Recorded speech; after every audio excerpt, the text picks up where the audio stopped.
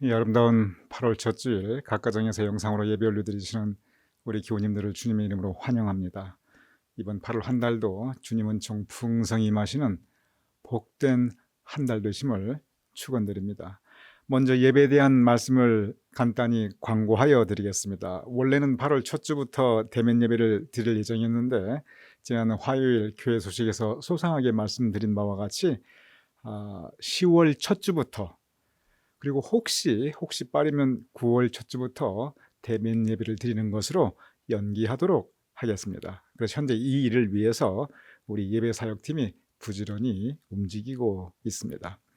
다른 광고 말씀은 우리 예배를 항상 도우시는 앙상블, 그동안 함께 바이올린 연주자로서 수고하셨던 주현정 집사님께서 한국으로 이사를 떠나십니다. 그래서 8월부터는 함께 하실 수가 없게 되십니다. 그리고 동시에 플룻 연주자로 수고하셨던 김소희 집사님께서 캘리포니아로 또 이사를 가십니다. 그래서 8월 첫 주 오늘부터는 이제 주현정 집사님, 김소희 집사님 지난주를 마지막으로 우리 앙상블 사역을 마치시게 됩니다. 참 아쉽게 두 분이 떠나시지만 또한 감사하고 기쁜 소식은 이제 바이올린 연주자로서 정선영 성도님께서 우리 앙상블에 조인하셔서 예배를 도우시며 섬기게 되실 것입니다. 우리 정선영 성도님 오늘부터 함께 바이올린 연주자로 수고하시는데 주님의 이름으로 환영드립니다. 그리고 여전히 첼로의 유진아 집사님, 그리고 피아노 박에스더 권사님, 이렇게 이제 당분간 세 분께서 트리오로 우리 앙상블을 함께 섬기어 나가겠습니다. 다 같이 마음 모두 묵도하심으로써 8월 첫째 주일 예배 하나님께 함께 올려드리겠습니다.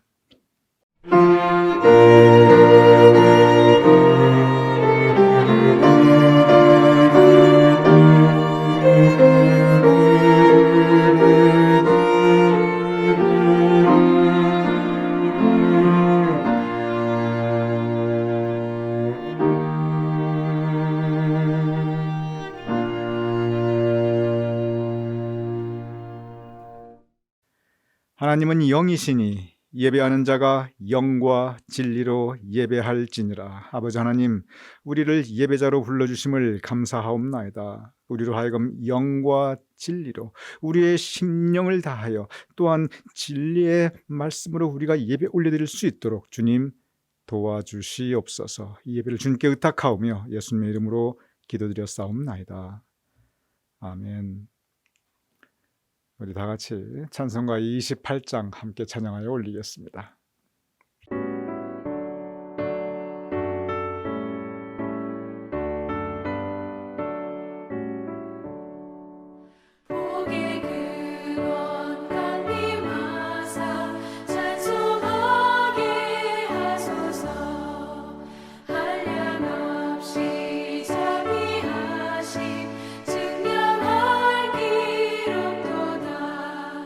천사들의 찬송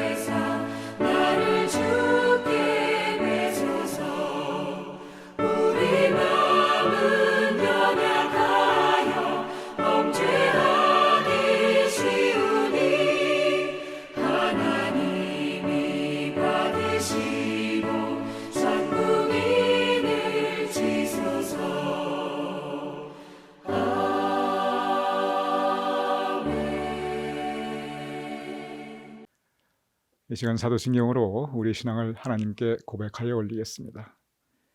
전능하사 천지를 만드신 하나님 아버지를 내가 믿사오며 그 외아들 우리 주 예수 그리스도를 믿사오니 이는 성령으로 잉태하사 동정녀 마리아에게 나시고 본디오 빌라도에게 고난을 받으사 십자가에 못 박혀 죽으시고 장사한 지 사흘 만에 죽은 자 가운데서 다시 살아나시며 하늘에 오르사 전능하신 하나님 우편에 앉아 계시다가 저리로서 산 자와 죽은 자를 심판하러 오시리라. 성령을 믿사오며 거룩한 공회와 성도가 서로 교통하는 것과 죄를 사하여 주시는 것과 몸이 다시 사는 것과 영원히 사는 것을 믿사옵나이다. 아멘.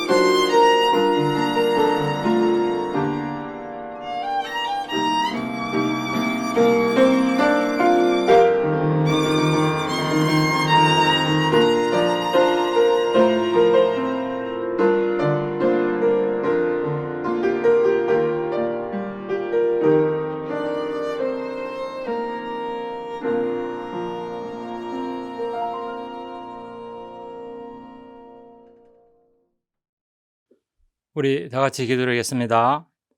하나님 아버지, 오늘 8월 1일 주일 예배를 드릴 수 있게 해주시니 참 감사합니다. 비록 영상으로 예배를 드리나 이 시간 우리의 마음과 정성 다해 하나님 앞에 예배 드리기를 소원합니다.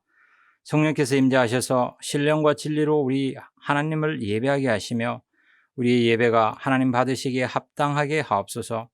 마음의 감사와 입술의 찬양, 기쁨과 열정, 그리고 말씀과 기도가 충만한 시간이 되기를 소원합니다. 무더웠던 지난 한 주간에도 한결같이 저희들을 보듬어 주시고 변함없는 하나님의 사랑으로 품어주시고 저희들을 안전과 평안함으로 지켜주셔서 감사드립니다. 주 안에 거하는 저희들이 어디서 무엇을 하든 우리의 형편과 처지가 어떻든 우리를 돌아보아 주시고 보살펴 주신 것 감사합니다. 주님의 보혈로 우리를 구속하여 주시고 하나님의 자녀로서의 살아가는 특권의 삶이었습니다. 하오나 육신의 연약함으로 인하여 주님의 뜻을 이루지 못하고 나의 뜻대로 살아온 우리의 모습을 이 시간 고백하고 회개합니다. 주님, 십자가의 보혈로 용서하여 주시옵소서. 우리의 몸과 마음을 다시금 정결하고 성결하게 하옵소서. 다시금 성령으로 충만케 하셔서 우리의 몸과 마음이 감사와 찬양이 가득한 삶, 쉬지 말고 기도하는 하나님의 뜻을 이루며 살아가게 하옵소서. 이 시간 우리 가나안 공동체를 위하여 기도드립니다. 코로나로 인하여 장시간 너무나 오랫동안 성도들이 떨어져 살면서 성도의 귀한 교제를 누리지 못하고 지내오고 있음을 하나님 아십니다. 하나님께서 역사하셔서 코로나에 대한 불안과 걱정이 없도록 코로나를 박멸하여 주시고 조속히 얼굴과 얼굴을 대하여 다시 만나 공동체 하나됨을 경험하게 하옵소서. 기쁜 일에 함께 기뻐하고 힘들고 어려운 일에 함께 마음을 다하여 사랑의 수고를 감당하며 살아가게 하옵소서. 기쁨은 나누어 배가 되고 슬픔은 나누어 반감되는 삶을 선수 실천하며 살기를 원합니다. 특별히 마음은 소원이로되 육신의 아픔으로 인해 예배를 드리지 못한 병약한 지체들이 우리 가운데 있습니다. 주님, 이들을 이 시간 찾아가 주시며 이들과 함께하여 주셔서 병약하고 상처난 부분을 어루만져 치료하여 강건케 하옵소서. 특별히 최강희 장로님, 박수영 장로님, 추재혁 장로님, 서영숙 권사님, 안영자 권사님을 주님의 손에 올려드립니다. 주님, 권능의 손으로 안수하여 주시어서 병약한 부분을 치료하여 강건케 해주시기를 간절히 중보하며 기도합니다.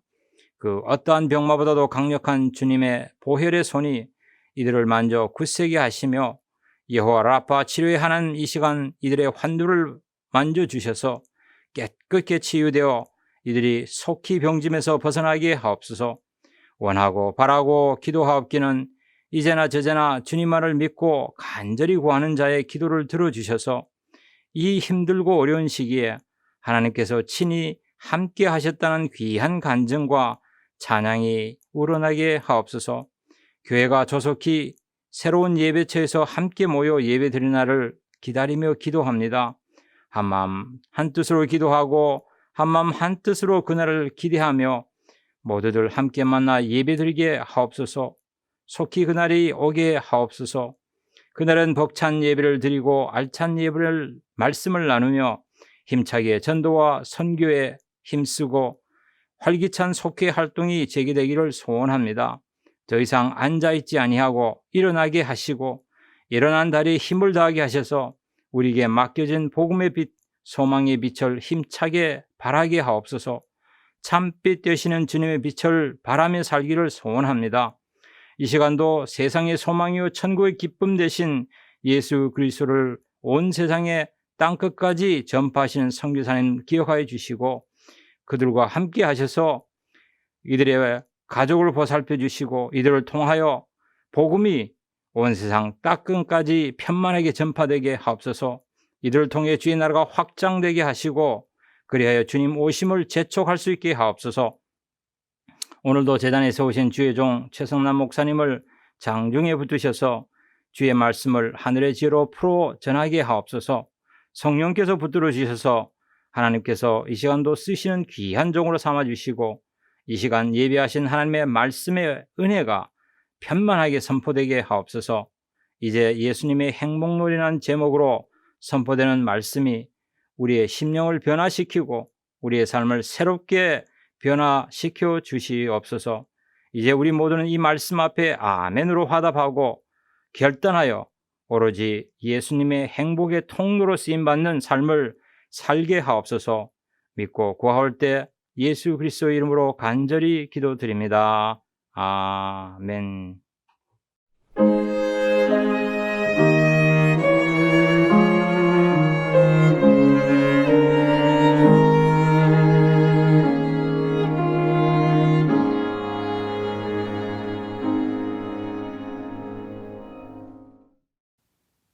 하나님의 말씀 마태복음 5장 1절에서 12절까지의 말씀을 봉독하도록 하겠습니다. 예수께서 무리를 보시고 산에 올라가 앉으시니 제자들이 나아온지라 입을 열어 가르쳐 이르시되 심령이 가난한 자는 복이 있나니 천국이 그들의 것이며 애통하는 자는 복이 있나니 그들이 위로를 받을 것이며 온유한 자는 복이 있나니 그들이 땅을 기업으로 받을 것이며 의에 줄이고 목마른 자는 복이 있나니 그들이 배부를 것이며 긍휼히 여기는 자는 복이 있나니 그들이 긍휼히 여김을 받을 것이며 마음이 청결한 자는 복이 있나니 그들이 하나님을 볼 것이며 화평하게 하는 자는 복이 있나니 그들이 하나님의 아들이라 일컬음을 받을 것이며 의를 위하여 박해받는 자는 복이 있나니 천국이 그들의 것임이라. 나로 말미암아 너희를 욕하고 박해하고 거짓으로 너희를 거슬러 모든 악한 말을 할 때에는 너희에게 복이 있나니 기뻐하고 즐거워하라. 하늘에서 너희의 상이 큼이라. 너희 전에 있던 선지자들도 이같이 박해하였느니라. 이것은 살아계신 하나님의 말씀입니다. 아멘.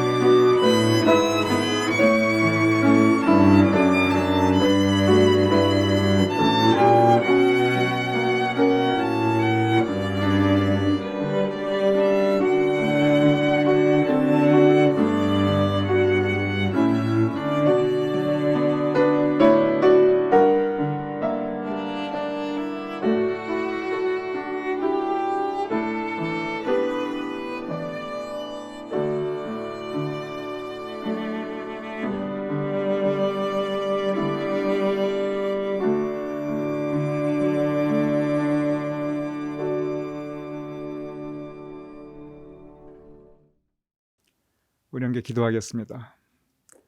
아버지 하나님, 우리를 모아주심을 감사하옵나이다. 비록 우리의 몸은 각 가정에 흩어져 있지만 성령님께서 우리의 마음을 모으시어 함께 예배 올려드리게 하시니 감사하옵나이다. 주님의 말씀 아래 우리가 함께 모였사옵나이다. 심령으로 함께하여 싸운즉 이 말씀의 시간을 통하여 우리에게 예비하신 은혜를 주여 내려주시옵소서.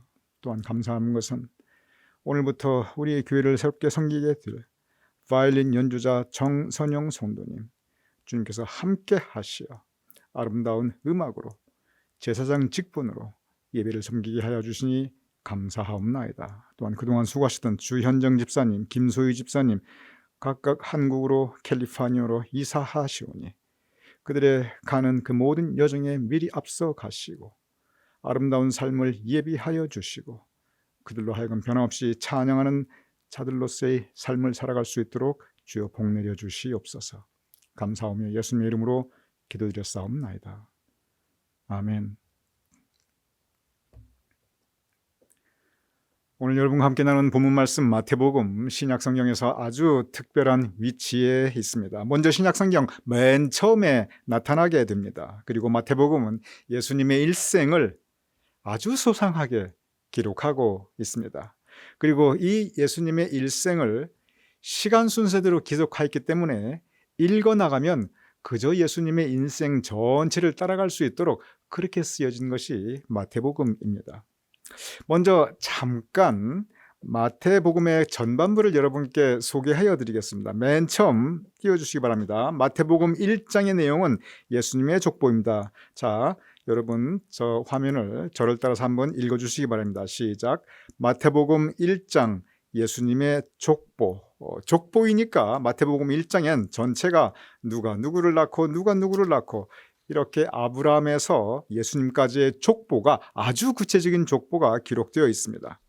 마태복음 1장 1절 이렇게 기록되어 있습니다. 아브라함과 다윗의 자손 예수 그리스도의 계보라. 아브라함이 누구입니까? 믿음의 조상입니다. 또한 이스라엘 민족의 조상입니다. 이스라엘 민족이 바로 이 아브라함부터 시작합니다. 그런데 쭉 나가다 보면 계속 맏아들로 그리고 다윗의 자손, 즉 예수님께서는 다윗 임금의 자손 정통 왕족이라는 것을 마태복음 1장 이 족보에서 증거하고 있습니다. 이 시조선 500년을 우리는 모두 역사를 통해서 알고 있습니다. 그래서 조선의 왕족은 역시 전주이 씨입니다. 그런데 요즘은 이 왕족에 대해서 우리 국민들의 관심이 사실 별로 이렇게 많지 않습니다. 그런데 전주이 씨 종친회에서는 지금도 누가 왕족이고 만약 그대로 이씨 조선이 지금까지 내려왔다면 누가 왕이라는 거 항상 그거 분명하게 명시하고 있습니다. 그런데 예수님께서 태어나실 그 당시에 이스라엘 민족은 로마 제국 치하에 있었습니다.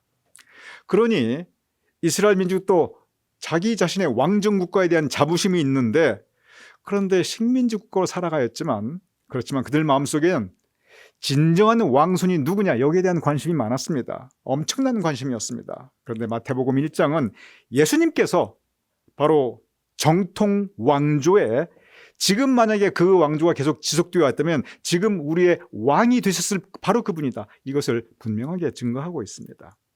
이렇게 예수님께서 정통 왕조의 혈통에 지금 그대로 이어져 내려왔다면 왕이 되셨을 분이라는 것을 마태복음 1장 예수님의 족보를 통해서 기록하고 있습니다. 자, 이제 마태복음 2장입니다. 저를 따라서 화면을 다 같이 읽어주시기 바랍니다. 시작. 마태복음 2장 예수님의 탄생. 마태복음 2장 전체는 예수님이 탄생한 장면을 증거하고 있습니다. 마태복음 2장 1절에서 2절 이렇게 기록되어 있습니다. 헤로드 왕 때 예수께서 유대 베들레헴에 나심에 동방으로부터 박사들이 예루살렘에 이르러 말하되 유대인의 왕으로 나신 이가 어디 계시냐? 우리가 동방에서 그의 별을 보고 그에게 경배하러 왔노라. 이게 다 연결이 돼요. 아까 마태복음 1장에서는 예수님께서는 왕족이시다. 그걸 증거했어요. 그런데 2장에서는 유대인의 왕으로 나신 이가 어디냐? 우리가 경배하러 왔노라. 계속 강조되는 것이 있습니다. 이것은 뭐냐면 예수님께서 바로 유대인의 왕이라는 것입니다. 혈통으로, 다윗 왕조의 혈통으로. 마태복음 2장에 보면은 예수님 태어나셨을 때 헤롯 임금이 예수님을 죽이려 합니다. 헤롯 임금이 누구입니까? 가짜 왕입니다. 원래 왕이라는 건 왕실의 혈통을 따라와야 됩니다. 그런데 이 헤롯이라는 사람은 로마 제국에 뇌물 많이 바치고 그 임금자리를 그냥 얻었어요. 그러니 정통성이 없습니다. 이렇게 정통성이 없는 헤롯 임금의 입장에서 보면은 정통성을 가진 왕이 태어나셨으니 가짜 임금 헤롯이 위협을 느끼는 것이 당연합니다. 그래서 죽이려고 한 것입니다.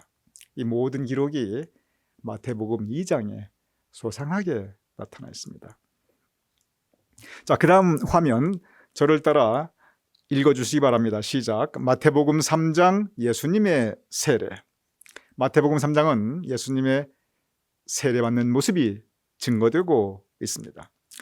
마태복음 3장 16절에서 17절 이렇게 기록되어 있습니다. 예수께서 세례를 받으시고 곧 물에 올라오실세 하늘이 열리고 하나님의 성령이 비둘기같이 내려 자기 위에 임하심을 보더니 하늘로부터 소리가 있어 이는 내 사랑하는 아들이요 내 기뻐하는 자라 하시니라. 이는 내 사랑하는 아들이요. 하나님의 음성입니다. 무슨 뜻입니까?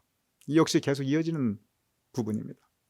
마태복음 2장에서는 예수님께서는 다윗의 자손 정통 왕족이다, 이것을 1장과 2장이 증거하고 있습니다. 그런데 3장에서는 예수님께서는 그뿐 아니라 하나님의 아들이시다. 이는 내 사랑하는 아들이요. 하나님의 음성입니다. 하나님께서 친히 예수님을 가리켜 내 아들이라 라고 선포하고 계십니다. 이것은 예수님께서는 유대인의 왕족 혈통일 뿐만이 아니라 하나님의 아들, 평화의 왕, 왕중 왕이심을 증거하고 있습니다. 마태복음 4장으로 넘어갑니다. 다 같이 저를 따라 한번 읽어주시기 바랍니다. 시작. 마태복음 4장, 예수님의 시험. 마태복음 4장은 예수님께서 시험 받으시는 모습이 증거되고 있습니다. 마태복음 4장 1절 그리고 2절 이렇게 기록되어 있습니다. 그때 예수께서 성령에게 이끌려 마귀에게 시험을 받으러 광야로 가사 40일을 밤낮으로 금식하신 후에 줄이신지라. 왜 시험 받으셨습니까? 이것은 방금 마태복음 3장에 이는 내 사랑하는 아들이요. 예수님은 하나님의 아들이다. 바로 이 부분을 검증하는 장면입니다. 누가 검증합니까? 아이러니하게도 마귀가 검증하고 있습니다. 모든 영적인 검증은 예수님뿐만 아니라 우리 모두도 그렇습니다. 우리의 영적 상태의 검증은 아이러니하게도 마귀가 하게 됩니다. 마귀가 우리에게 시험을 걸어옵니다. 다양한 방법의 시험이 있습니다. 그런데 바로 이 마귀가 걸어오는 이 시험에서 승리하는 것이 바로 이것이 우리의 영적인 검증 과정입니다. 예수님께서 바로 이 영적 검증 과정을 거치고 있습니다. 이 마귀가 예수님 앞에 나타나서 첫 마디가 뭐냐면 너가 만일 하나님의 아들이거든 이 돌들로 떡덩이가 되게 하라. 너 정말 하나님의 아들이야? 그러면 증명해봐. 한번 이렇게 해봐. 사람들이 원하는 거, 사람들이 왕에게 원하는 거, 사람들이 정치 지도자에게 원하는 거, 딴 거 없어. 잘 먹고 잘 살게 해달라는 거야. 어떻게 생각하면 그것은 옛날부터 지금이나 별로 틀린 말이 아닙니다. 일단 국민들이 편안하고 잘 살게 만들어주는 것.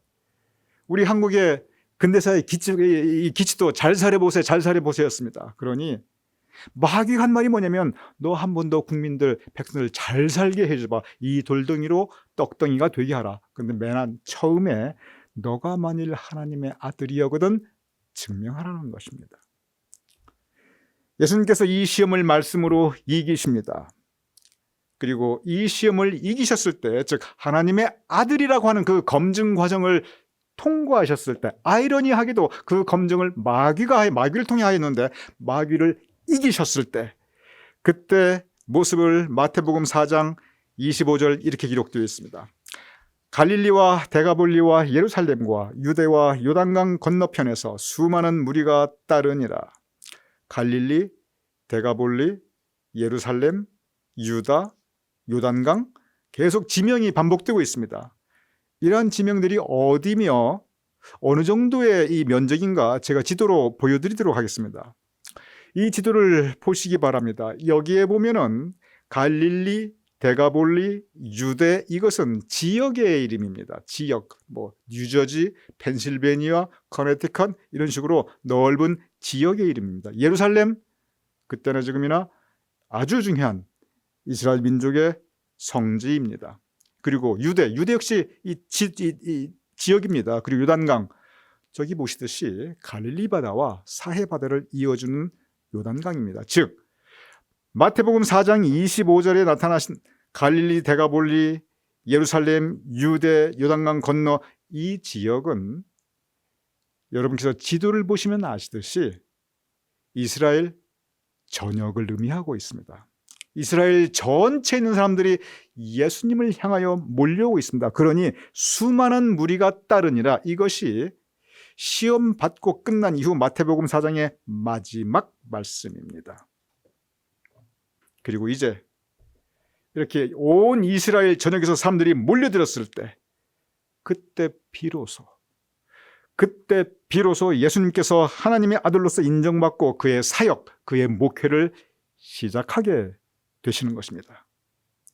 이렇게 예수님께서 비로소 그 사역과 공생의 목회를 시작하시는 그 부분이, 그 첫 출발이, 그것이 바로 마태복음 5장, 오늘 본문 마태복음 5장입니다. 저와 함께 다시 한번 여러분 아까 그랬듯이 이 말씀을 한번, 이 마태복음 5장의 내용을 한번 같이 읽어보겠습니다. 시작. 마태복음 5장, 예수님의 첫 설교를 가리켜 괄호 열고 산상순, 산상이라는 것은 산 위에서 가르침을 주셨다는 뜻입니다. 예수님께서는 그의 첫 설교, 그의 첫 말씀 전함으로써 하나님의 아들로서의 목회 활동을 시작하십니다. 그런데 예수님의 첫 설교 상당히 깁니다. 그리고 전문이 나와 있습니다. 그래서 제가 여러분께 예수님의 첫 설교의 첫 시작 부분과 끝 부분의 모습을 성경 말씀 그대로 제가 여러분께 올려드리겠습니다. 여기 보면은 마태복음 5장 1절에서 2절 이렇게 기록되어 있습니다. 아까 마태복음 4장에 수많은 무리가 예수님을 따랐죠. 그래서 예수님께서 그 무리를 보시고, 와, 이스라엘 전역에서 많은 사람들이 몰려들었어요. 그 무리를 보시고, 이 무리가 아까 예수님께 몰려드는 그 많은 사람들입니다. 산에 올라가 앉으시니, 갈릴리 바다의 위에 있는 한 산에 올라가 앉으시니 제자들이 나온지라. 그래서 입을 열어 가르쳐 이르시되 이제 산상수훈을 말씀해 주십니다. 그리고 나서 이 설교가 끝났을 때의 장면이 마태복음 8장 1절, 예수께서 산에서 내려오시니 수많은 무리가 따르니라. 이렇게 산 위에서 하신 말씀이라 해서 산상수훈이고, 이것이 바로 예수님의 첫 목회 시작이고, 바로 이것이 예수님의 그 평생의 첫 번째 설교입니다. 그리고 설교 전과 설교 후에는 많은 사람들이 예수님을 따르는 것을 우리는 볼 수 있습니다. 이제 제가 지금까지 여러분께 드린 말씀을 한번 정리하여 드리겠습니다. 마태복음 1장에서 5장까지의 내용입니다. 설교 시간에 조금 여러분 지루할 수 있지만, 그러나 우리가 하나님의 말씀을 좀 더 자세하게 이해하기 위해서, 여러분이 이 일을 돕기 위해서 제가 다시 한번 반복하여 말씀을 드립니다. 마태복음 1장 예수님의 족보입니다. 마태복음 2장 예수님의 탄생입니다. 마태복음 3장 예수님의 세례입니다. 여러분 여기 보면 이 시간의 흐름을 느껴지지요? 마태복음이 이렇게 시간의 흐름에 따라 기록되어 있습니다. 마태복음 4장, 그리고 시험을 받으십니다. 그리고 마태복음 5장, 시험에서 마귀의 영적 싸움, 영적 전쟁에서 승리하신 이후에 비로소 예수님의 첫 설교, 예수님 목회 시작을 하고 계십니다. 오늘의 본문 마태복음 5장 1절에서 12절, 바로 예수님께서 첫 설교를 하심과 동시에 그의 사역을 시작하시는 장면을 우리에게 전하고 있습니다.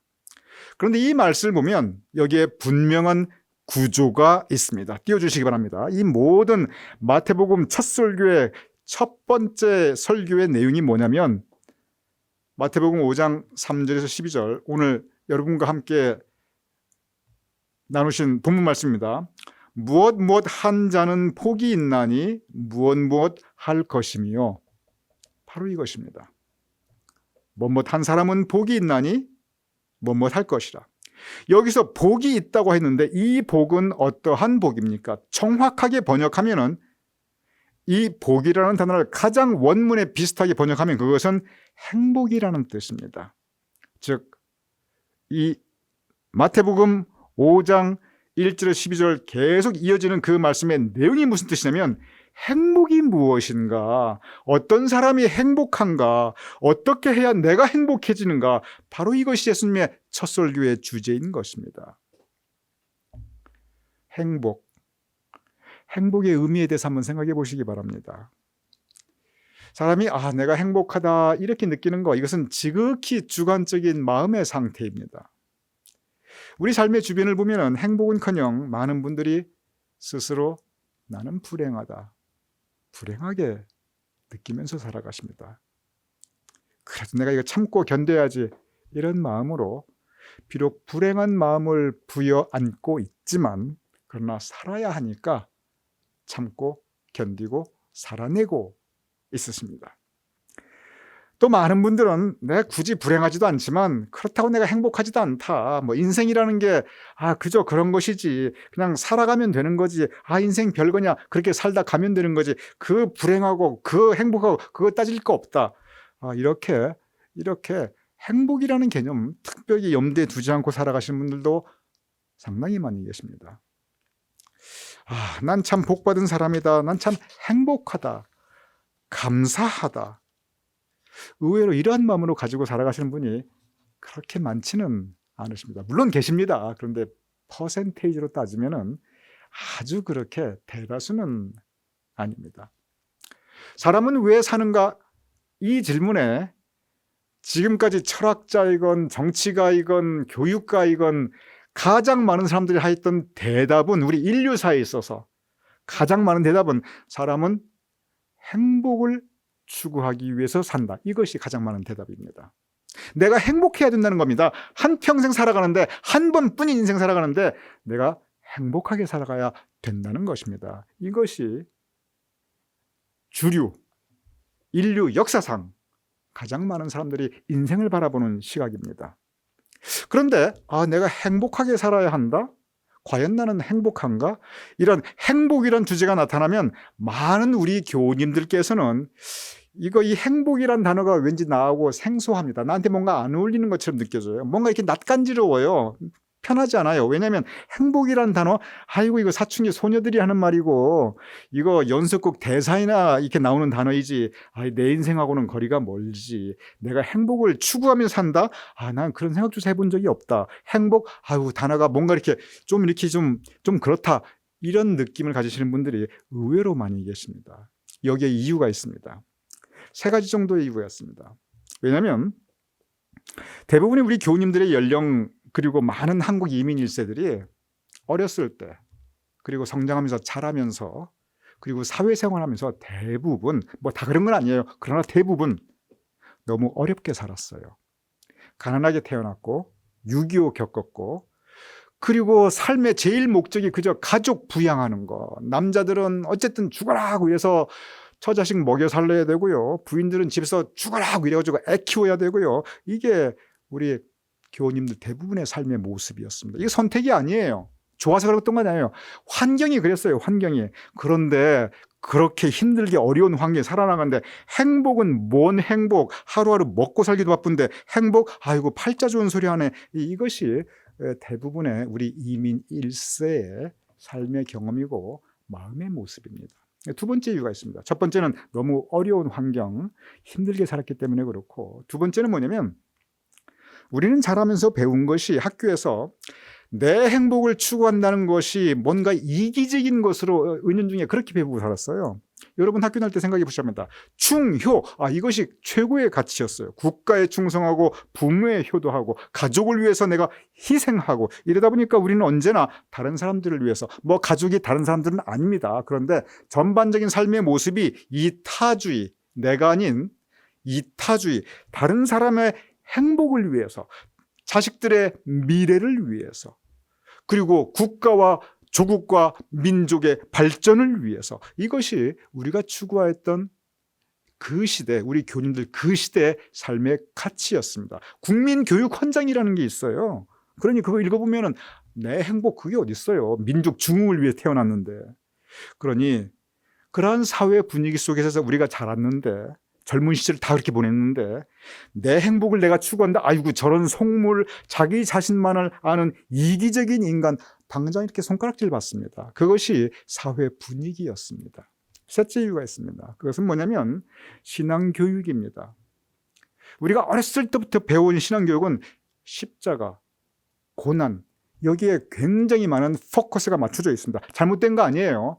그것이 실제 진리의 말씀이고 성경 말씀에서 그렇게 가르칩니다. 그런데 성경 말씀을 자세히 읽어보면 하나님께서 우리 하나님의 백성들이 기뻐하며 살아가시는 걸 분명히 원하고 계십니다. 그런데 우리는 주일학교부터 주로 우리가 받은 신앙 교육 가운데 내가 행복을 추구한다는 것, 나의 행복을 추구한다는 건 뭔가 세상적인, 세속적인, 뭔가 영적인 것이 아니라 너무 육적인 그러한 어떤 이미지, 그러한 인식, 그러한 신앙 교육을 받는 우리 교님들이 대부분입니다. 저도 그랬어요. 믿음이라는 건 영적 차원에서 정말 깊은 하나님과 영적 교제를 추구하는 것이지, 내가 내 행복, 아이고 그러면 안 되지, 이것은 사탄의 유혹이지, 대부분 이렇게 생각하는 신앙교육이 적지가 않았습니다. 그런데 성경을 자세히 읽어보면 예수님께서 하신 그 첫 설교, 첫 목회 현장에서의 첫 설교는 우리 모두는 행복하게 살아야 한다, 바로 그것을 가르쳤습니다. 어떤 사람이 행복한 사람인가, 어떻게 해야 우리가 행복해지는가, 이것이 바로 산상수훈, 갈릴리 해변의 언덕에서 산 위에 올라 예수님께서 주신 첫 설교의 바로 그 주제였습니다. 저는 이것을 가리켜 예수님의 행복론, 오늘 설교의 제목입니다. 예수님의 행복론이라고 저는 말씀드리고 싶습니다. 왜냐하면 예수님께서는 우리 모두가 행복한 사람이 되기를 원하고, 바로 그 행복의 본질이 무엇인지 말씀해 주고 계시기 때문에 그렇습니다. 우리가 빌리 그레이엄 목사님의 묵상집을 함께 매일 묵상한 지 이제 벌써 한 달이 지나갑니다. 빌리 그레이엄 목사님의 설교를 보면 항상 그 큰 주제는 예수님을 영접하자예요. 그런데 또 다른 큰 주제가 있습니다. 그게 뭐냐면 행복에 대한 설교입니다. 굉장히 중요한 이 주제예요. 그런데 빌리 그레이엄 목사님께서 무슨 말씀하시냐면, 내가 살아보니, 그리고 역사를 돌아보니 사람은 누구나 행복을 추구하더라는 거예요. 여기에 예외가 없더라는 겁니다. 그 말씀 맞는 말입니다. 사람은 누구나 행복을 추구합니다.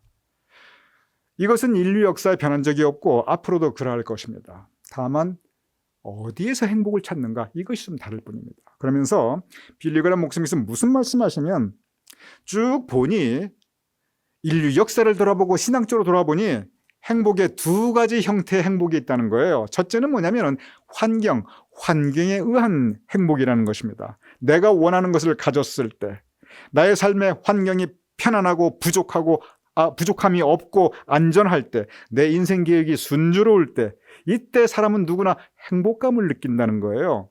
엄격히 말하면 만족감입니다. 근데 만족감이나 행복감이나 사실 그게 그거입니다. 그러다 보니까 이렇게 환경이 주는, 내 삶을 감싸고 있는 현실의 모습이 가져다주는 이 만족감과 행복감, 바로 이 형태의 행복이 있다는 겁니다. 그러면서 무슨 말씀하시냐면, 이 행복에는 문제점이 있다는 거예요. 왜 문제가 있냐면, 이 행복감 자체가 환경에서 왔기 때문에 환경이 바뀌면 그 행복은 깨어진다는 겁니다. 설령 환경이 바뀌지 않아도 내 마음속에 더 이상 그런 환경으로 인해 만족감을 더 이상 느끼지 못하면, 뭐 질렸거나 권태가 생겼거나 어쨌든 간에 내 마음에 그 환경이 주는 것에 더 이상 만족을 못 느끼면 그 행복감은 사라진다는 거예요. 그래서 이렇게 환경에 대한 행복은 가장 큰 문제가 일시적이라는 것입니다. 두 번째 행복이 있습니다. 첫 번째 행복은 환경이 주는 행복이고, 빌리 그레이엄 목사님께서 말씀하시기를, 두 번째 행복은 뭐냐면 환경이 주는 행복감이 아니라 내 내면에서, 내 심령 안에서 솟아나는 기쁨, 바로 그 행복감이 있다는 겁니다. 그러면서 이분이 구체적인 예를 들어요. 무슨 예를 드냐면, 내 집 근처에 1년 내에 마르지 않는 샘이 있다, 이렇게 말씀하십니다. 빌리 그레이엄 목사님께서 사신 곳이 노스캐롤라이나입니다. 노스캐롤라이나 중에서도 아주 산속에 있는, 도시도 아니에요, 산속에 있는 몬트리트라는 그 작은 산동네에 살고 있습니다.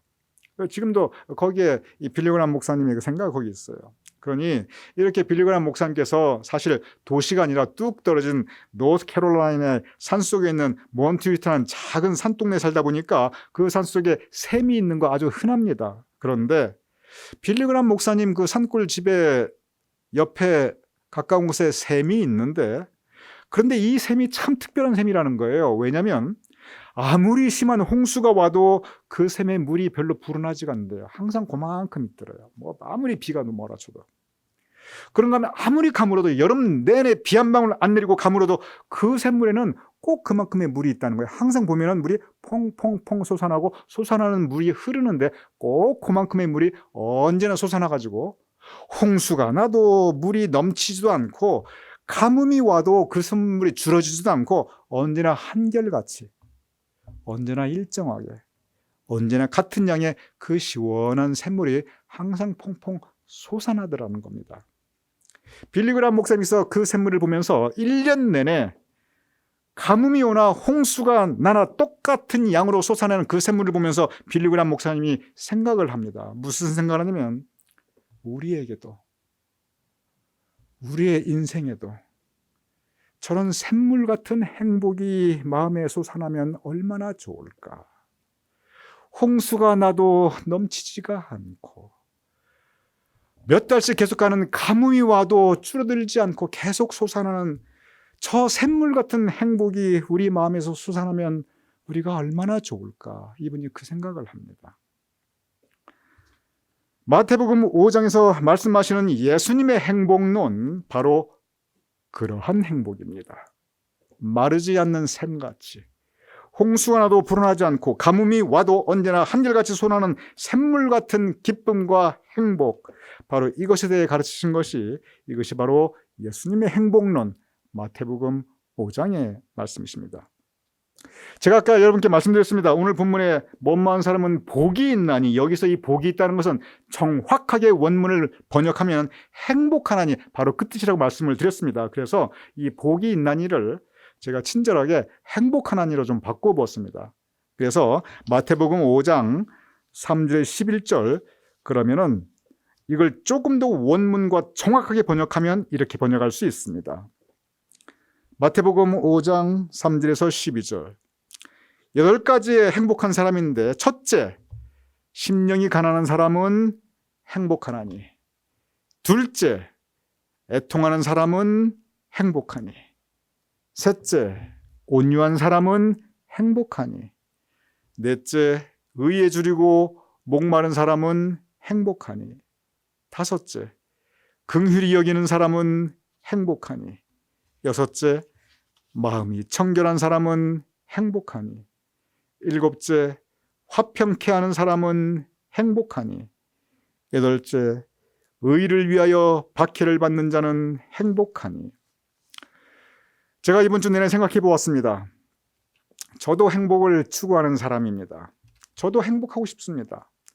예수님의 이 행복론에 비추어 저도 행복하고 싶고, 그리고 이 행복을, 예수님의 행복론을 우리 교우님들에게 전하고 싶었습니다. 그래서 제가 제 목회 평생 지금까지 한 번도 시리즈 설교, 어떤 설교 한 주제를 놓고 계속 이 몇 번에 걸쳐서 나누는 그런 설교를 제가 한 번도 해본 적이 없는데, 제 평생 처음으로 이번에 산상수훈의 이 팔복에 대해서 계속 매주 우리 교우님들과 은혜를 나누고자 합니다. 그 목적은 뭐냐면, 우리가 새로운 마음으로 행복한 인생에 대해서 예수님의 가르침을 우리가 함께 받으며 은혜 받고 행복한 인생을 추구하기 위함입니다. 신명기 33장 29절 이렇게 기록되어 있습니다. 이스라엘이여, 너는 행복한 사람이로다.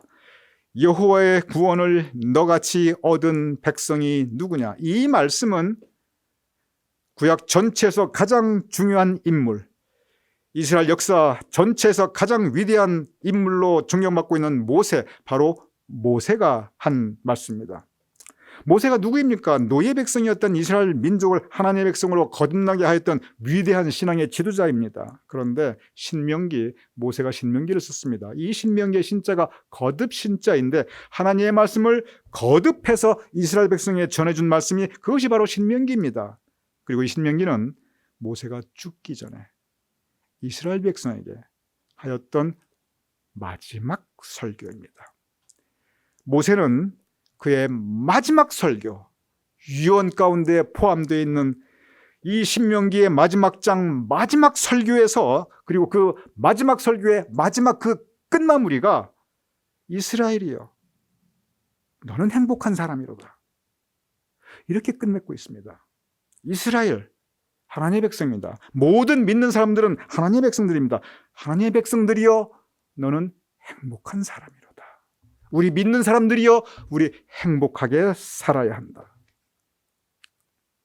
모세의 맨 마지막 설교의 마지막 귀절이 하나님의 백성 모든 믿는 사람들이여 우리는 행복하게 살아야 한다. 이 말씀을 모세는 주시고 눈을 감았는데 그 이후 신약에서 예수님께서 첫 설교가 바로 예수님의 행복론. 하나님의 백성들은 행복해야 한다. 바로 그것을 우리에게 설교하고 있습니다. 이제 다음 주부터 우리 8번에 걸쳐서 예수님의 행복론에 대해서 우리가 함께 말씀을 나누면서 이스라엘이여 너는 행복한 사람이로다. 우리 모두 행복을 추구하며 행복을 찾아갈 수 있는, 그래서 행복한 인생을 함께 나누며 살아갈 수 있는 저와 여러분이 될 수 있기를 주님의 이름으로 축원합니다. 우리 함께 기도하겠습니다. 아버지 하나님, 진정 우리에게 행복론을 가르쳐 주신 예수님의 첫 설교에 대하여 감사하옵나이다. 진정 우리에게 너는 행복한 사람이로다 하고 행복한 삶을 살아갈 것을 당부한 모세의 마지막 설교에 대하여 감사하옵나이다. 아버지 하나님, 우리로 하여금 불행하게 만드는 일들과 상황이 많은 이때 예수님의 행복론을 우리가 마음에 새기고 그 행복을 추구하며 누리며 살아갈 수 있는 우리가 될 수 있도록 주님 도와주시옵소서. 그래야 앞으로 8번에 걸쳐서 우리가 예수님의 행복론 한 구절 한 구절 우리가 함께 은혜를 나눌 때 우리의 마음문을 열어주시고 예수님의 행복의 기쁨의 영이 우리 가운데 좌정하시어 화사한 햇살 같은 기쁨이 우리 마음속에 비추어지도록, 그리하여 우리가 너는 행복한 사람이로다 행복하게 살아갈 수 있도록 주여 도와주시옵소서. 예수님의 이름으로 기도드렸사옵나이다. 아멘.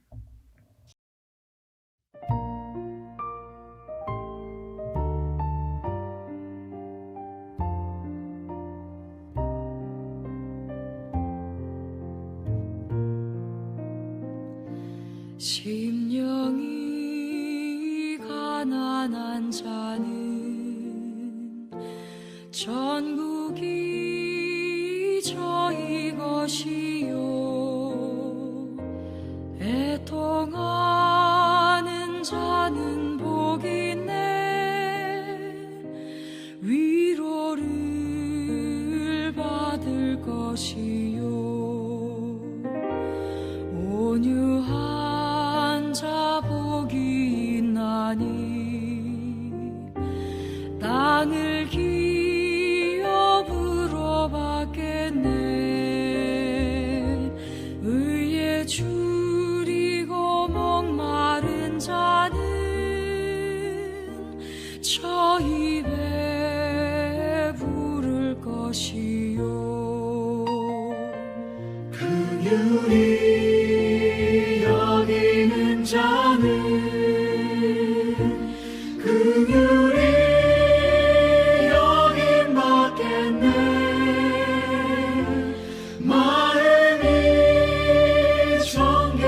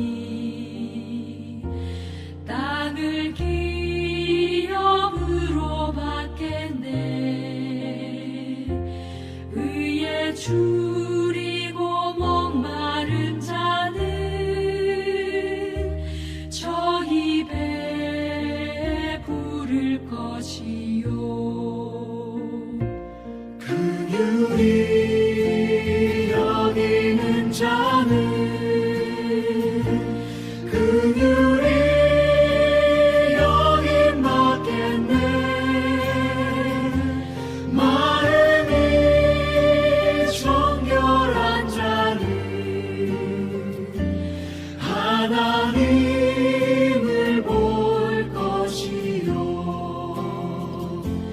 화평케 하는 자는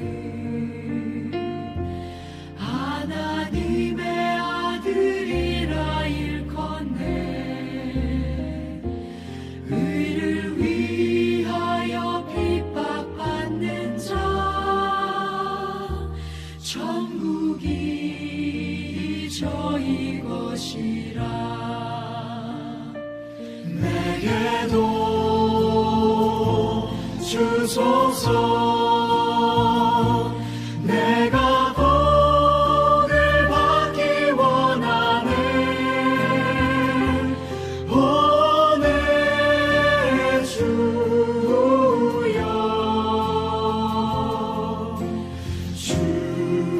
주소서.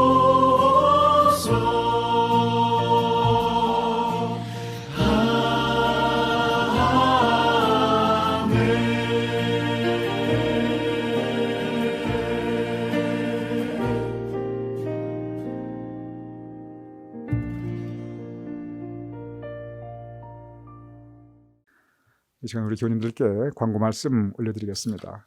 지난 화요일 교우 소식에서 말씀드렸듯이 우리 교회 새 이름이 정하여졌습니다. 6개월이라는 긴 과정이 있었습니다. 우리 교우님들 모두에게 기회를 드렸고 우리 교우님들 모두의 의견이 다 정확하게 반영이 되었습니다. 결과는 뉴저지 제1감리교회, 영어로는 뉴저지 First Methodist Church.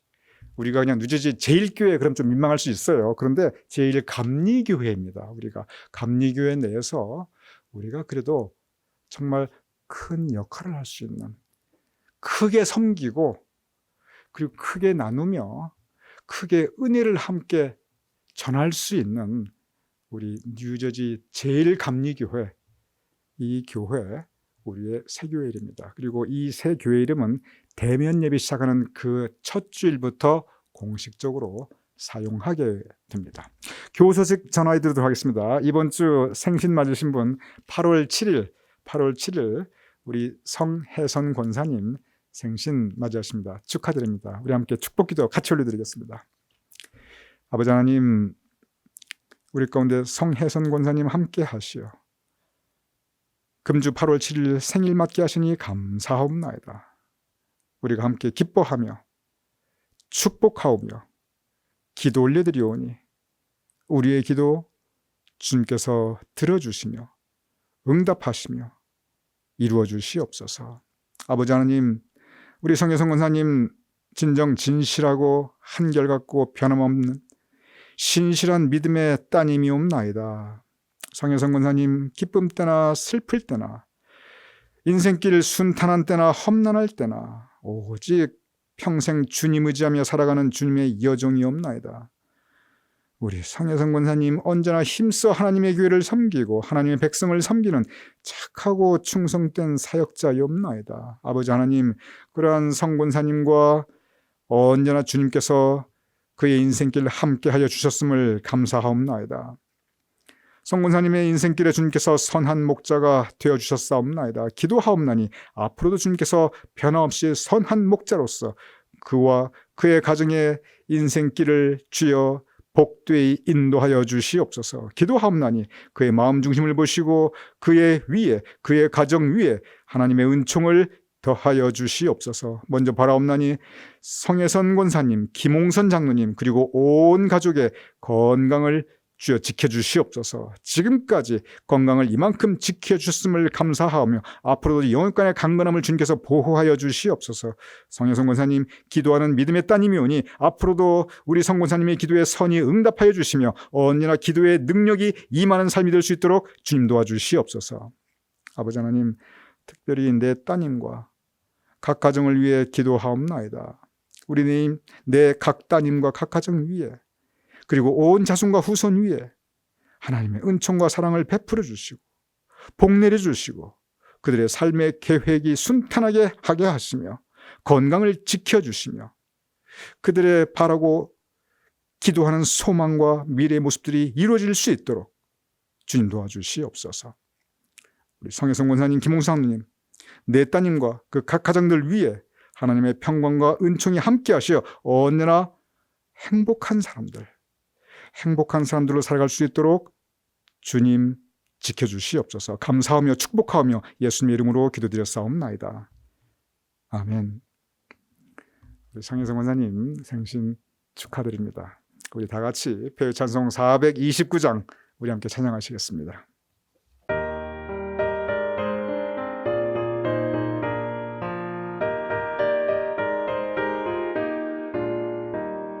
세상 모든 풍과 나를 흔들어 약한 마음 낙심하게 될 때에 내려주신 주의 복을 세어라. 주의 크신 복을 내가 알리라. 받은 복을 세어봐라. 그 주신 복을 내가 알리라.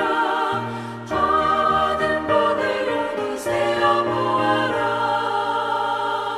주의 크신 복을 내가 알리라. 세상 근심 걱정 너를 누르고 십자가를 등에 지고 나갈 때 주가 내게 주신 복을 세어라. 두려움 없이 항상 찬송하리라. 받은 복을 세어봐라. 그 주신 복을 내가 알리라. 받은 복을 모두 세어보아라. 주의 크신 복을 내가 알리라.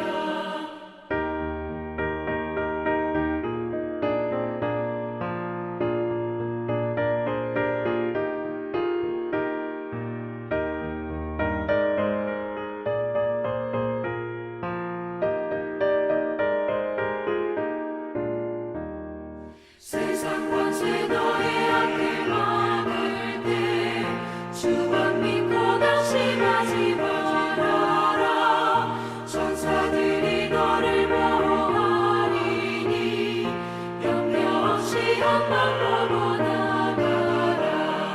받은 복을 세어봐라. 그 주신 복을 내가 알리라. 받은 복을 모두 세어보아라. 주의 크신 복을 내가 알리라.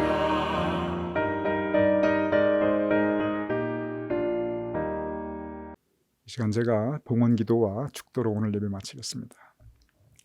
아버지 하나님, 우리의 예배를 받아주심을 감사하옵나이다. 이제 우리의 봉헌하여 드리는 예물을 받아주시옵소서. 아버지 하나님, 정성된 손길로 이러한 때, 이러한 어려운 때 하나님께 드릴 예물을 성별하여 봉헌하여 드리는 우리 교우님들의 손길과 그들의 가정과 그들의 행하는 삶의 그 길을 주님께서 복내려 주시옵소서.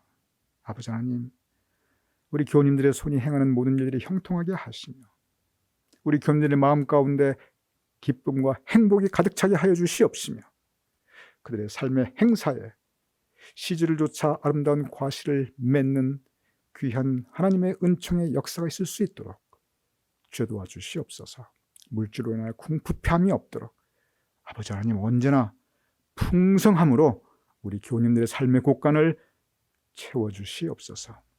이제는 우리 주 예수 그리스도의 크신 은혜와 아버지 하나님의 극진하신 사랑과 성령님의 감동 감화 역사하심이 이 시간 함께 각 가정에 영상으로 예배드리는 우리 교우님들과 그 온 가족과 후손들의 머리 위에 하나님께 세워주신 우리 교회와 우리의 모든 사역들, 우리의 행하는 그 모든 길 위에 우리가 두고 온 모국 대한민국과 우리가 살아가는 이 땅 미국과 온 세상 하나님의 백성들 위에 아버지 하나님, 델타 변이 바이러스로 인해 고통받고 있는 환자들과 그들을 돕는 의료진들 위에 지금부터 영원까지 함께 하실 것을 간절히 축원하옵나이다.